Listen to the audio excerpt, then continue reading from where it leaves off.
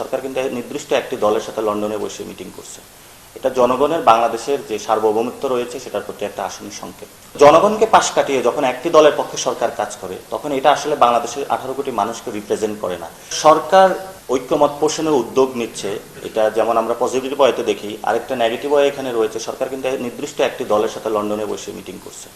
এটা জনগণের বাংলাদেশের যে সার্বভৌমত্ব রয়েছে সেটার প্রতি একটা আসন্ন সংকেত, এবং সেই ক্ষেত্রে সরকার বাংলাদেশে এই আয়োজনগুলো সম্পন্ন করতে পারত এবং এটার মধ্য দিয়ে ন্যাশনাল কনসেনসাসের ভিত্তিতে একটা জায়গায় আমরা পৌঁছতে পারতাম। এবং বাংলাদেশের মানুষ গণতান্ত্রিক পথে উত্তরণ করতে চায়, যার জন্য বারবার তারা কিন্তু রাস্তায় নেমেছিল এবং গত 15 বছর ধরে তাদের লড়াই সংগ্রামও এটি ছিল।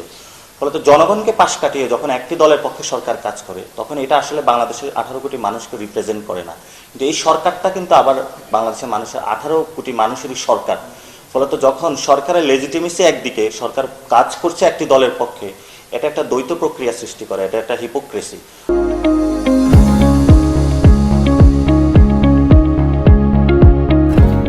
এই জায়গা থেকে যদি সরকারের উত্তরণ না ঘটে এবং বিএনপি যে বারবার বলে আসছে যে সংস্কার এবং নির্বাচন, সেক্ষেত্রে তারা প্রথমে নির্বাচন নিয়ে মাঠ গরম করেছে এবং তাদের দাবিটা নিয়ে তারা ফোকাসড, কিন্তু গণঅভ্যুত্থানে যারা শহীদ হয়েছিল, আহত হয়েছিল, তাদের যে বিচার প্রক্রিয়া সেটা নিয়ে তারা ফোকাস না। তাদেরই যারা সন্তান গত 15 বছর ধরে গুম হয়েছিল, আহত হয়েছিল, তাদের বিচার প্রক্রিয়া নিয়ে কিন্তু তারা এখনো ফোকাসড না।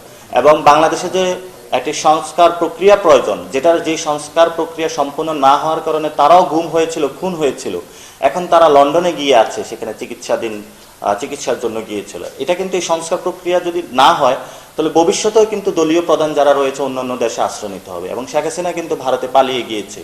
ফলত ভবিষ্যতে এই ধরনের কোন সরকার পালিয়ে যায় সেটাও বাংলাদেশের জনগণ নির্ধারণ করবে। এটা তো আসলে এটা আসলে বরফ গলার বিষয় না। আপনারা জানেন যে ঢাকাকে উত্তপ্ত করা হয়েছিল, নগর ভবনকে উত্তপ্ত করা হয়েছিল।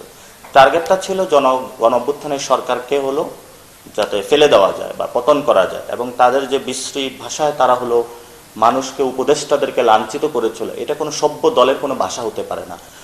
এবং আপনি দেখেছিলেন তারা কিন্তু একটা ক্যাম্পেইন চালু করেছিল যে ইলেকশন ডিসেম্বরে তাদের হতে হবে, কিন্তু সেটা থেকে তারা যখন সরে আসে